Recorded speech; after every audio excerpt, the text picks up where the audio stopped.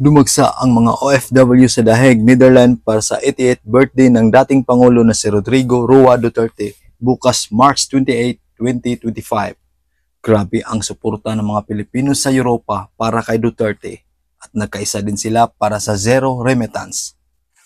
Dumating na rin sa Daheg, Netherlands si Kitty Duterte at ang kanyang ina na si Hanelet para dalawin ang dating Pangulo.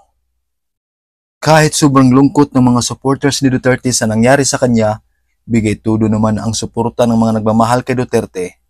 Kahit saang sulok ng mundo, grabe ang suporta ng mga OFW. Siguradong sobrang saya sa harapan ng Daheg dahil sa dami ng tao na pumunta para suportahan si Duterte. Mas lalo na sa araw ng kanyang kaarawan bukas, March 28, 2025. Happy birthday Tatay Digong! Ingatan mo ang iyong sarili lagi.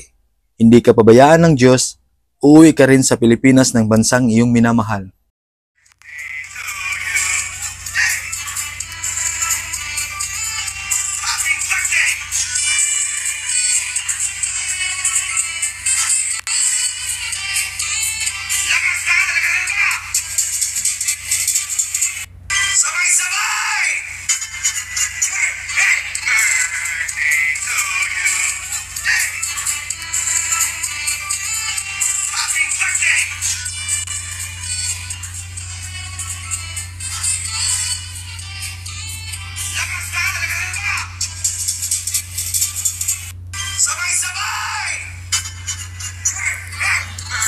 Mga istoryang kakaiba sa tao, bagay, lugar o pangyayari sa loob at labas ng ating bansa. Ito ang Istoryahe TV.